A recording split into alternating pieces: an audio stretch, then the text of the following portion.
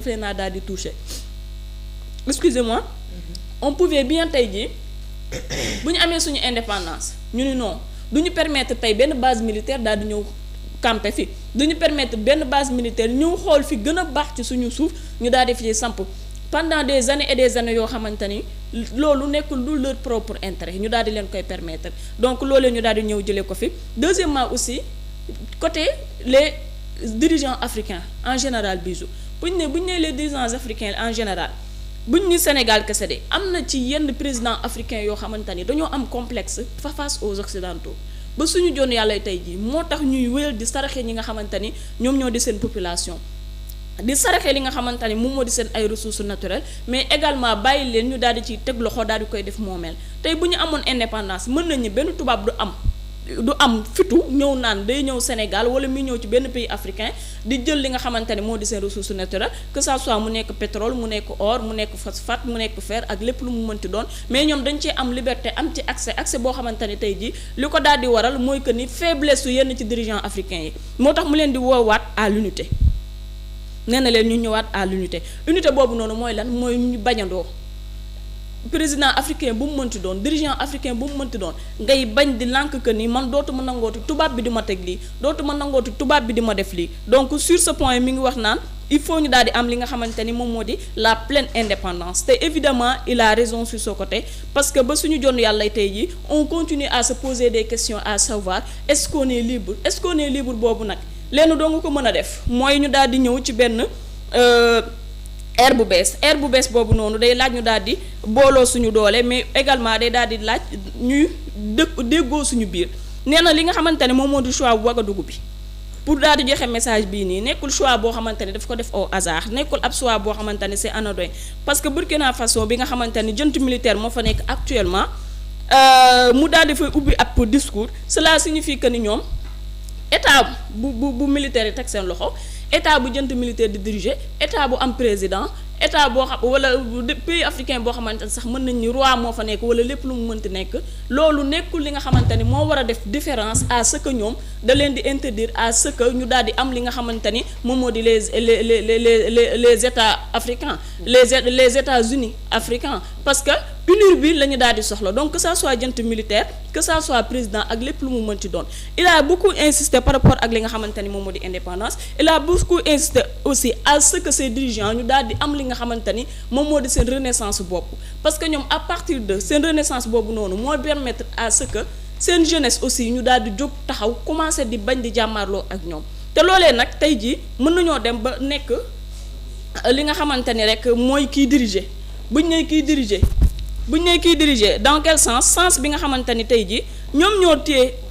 mbiri ñoom ñoo téye li nga xamante ni moom moo di koom-koom bi ñoom ñoo téye en quelque sorte li nga xamante ni moom moo di développement wu réew bi téye yenn ci mbir yoo xamante ni moo mën a développer seen réew parce que ñoom mënuñu dem benn yoon te soxlawuñu li nga xamante ne mooy suñu ressource naturelle réew bu développé rek da nga am ressource naturelle boo ko amul itam demoo jéegaane ko jàppal ne yow tôt ou tard sa économie dafay daal di sooxe donc ñoom forcément dinañu soxla charmer li nga xamante ne moom moo di le peuple sénégalais dinañu soxla conquérir ko wala reconquérir ko sax la ñuy wax parce que la fois passée daawuñu ko conquérir dañ daan bëgg rek ñu ni leen ni ngeen ko bëggee noonu lay daal di amee donc actuellement dinañu reconquérir li nga xamante ni moom moo di les pays africains yi am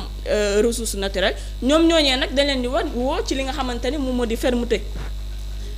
lañ leen di woo parce que bu fekkante ni si toutefois amuñu fermeté par rapport ak li ñu am parce que dañ naan fullaay jaay Dakar sinon ma ñam jeexal ko te ma ñam boobu noonu xam nga ci lan lay jóge mooy ñu continuer di nooy par rapport ak ñi nga xamante ni ñoom ñoo di les occidentaux donc fi ma bëggoon a développer rek moom moo di ci sensu indépendance pleine indépendance bu mu waxee woon et je pense que ni c'est un point essentiel. macha allah waay macha allah waay. indépendance bi c'est Bijou affaire yi daal gis nga loolu la. xam nga mbir boo ci nekkee ak ci loo mën a nekk da nga ciy am fulla dañ naan kiy jaay café da ciy am fulla kiy teg table di jaay caaf kiy jaay karo kiy jaay gerte kiy jaay cere da nga ciy am fulla de cette même manière ne pas te donner tous les privilèges nga yor état yor xam nga lépp ñu jox la budget te amul loo xam ne war nga ko cee mën a def mu nekk ay jéego et je pense que tey jii su ñu amee ay njiit yu am volonté ay njiit yu am volonté et je parle de manière générale c'est pas seulement au Sénégal mais en Afrique dana am foo xam ne Afrique dana fa mën a yegg sànq Ami Cissé soulevé na ko xam nga pourquoi pas ñu naan les États-Unis d'Afrique tey suñuy entité régionale wala sous-régionale fan lañ ñu jëmale Bijou Ouais. am nañ UEMOA 8 pays ngànk ko am nañ CEDEAO 15 ngànkoon ko am ñu génn tey demal Europe la waa ji doon wax ni demal Japon bu ñuy jàngal seen doom nangam ak nangam Bijou demal Europe Ouais. da nga fay gis Union européenne bu benn dëkk génnee bala ngaa gisaat beneen dëkk génn problème la mais est-ce que ñun sax lañ ci intéresse mooy dëkk bi génn wala bi dugg non non mais Union européenne la base Union européenne fan la ñu yóbbu Europe Union européenne fan la ñuy yóbbu l'économie européenne Union européenne nan la ñuy def monnaie bi dox pourquoi les exigences des pays yi nga xam ne ñu ngi dugg nangam ak nangam tey xoolal loolu xoolal cette force économique cette force culturelle cette force politique que l'Union européenne a est-ce que CEDEAO am na ko tey jii nii bu ñu doon def comparaison dañ naan CEDEAO mooy Union européenne Afrique est-ce que CEDEAO am na ko nga am CEDEAO ci biir CEDEAO UEMOA jógaat maanaam dëkk yii nekk UEMOA ñoom ñoo bokk monnaie 8 te yéen fexewale na ngeen bokkee monnaie comment vous pouvez mettre en place une économie compétitive léegi nag dans cette lancée ça se comprend parce que suñu référentiel bi dañ cee nam am une économie compétitive ñun Sénégal. Exact. waaye xam nga luy gën a yombal économie compétitive. ñun ñu dajaloo suñu biir ñun Afrique waxtaan bi mën dañu am. économie bi ci biir gérer ko ba pare. Exactement. Ami Cissé xam nga lu muy ndiroo. bala ngaa dem coupe du monde il faut nga am coupe d'Afrique. Bien sûr. bala ngaa dem coupe du monde waa Europe dañu am coupe d'Europe bala ngaa dem coupe du monde waa Asie amuñu ko. balaa ngaa nekk pro il nga nekk joueur navétane. waa Amérique amuñu ko yeneen ak yeneen. non voilà léegi suñu jëlee ci dimension bi. da ngay compétir Afrique ba pare. Copa America am euro am. léegi xoolal léegi nañ xool yi ci ñi ci ëpp niveau. souvent ñooy jël coupe du monde yi.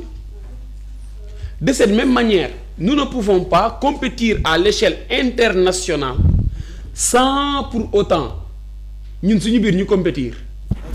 CAN bi daf lay miinloo compétition yi bu ñu demee CAN amul VAR nga dem fële gars yi di am VAR gars yi dañ lay raw tu es obligé donc yow VAR boobu da nga koy def ci sa CAN bi day nangam xam nga moderniser ko je sais pas si je me fais comprendre. de cette même manière noonu muy am ci football di ko am ci basket ak dans les autres compétitions noonu aussi ñun ñu am ko ci kii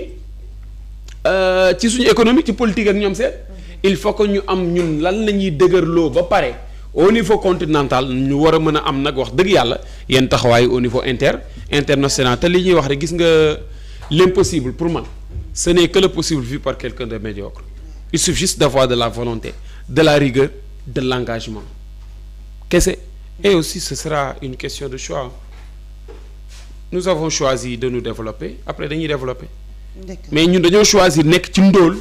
ak nekk ci ñuy jàppale ak nekk ci ñuy noot nous serons toujours soumis loolu kese la. am na solo professeur nous serons toujours soumis en tout cas nous avons besoin d'une économie compétitive et forte non aussi. inclusive et extravertie. Amina ma bàyyi la rek ñu ñëw ci suñu dernier point par rapport ak cas bi nga xamante ni am na ay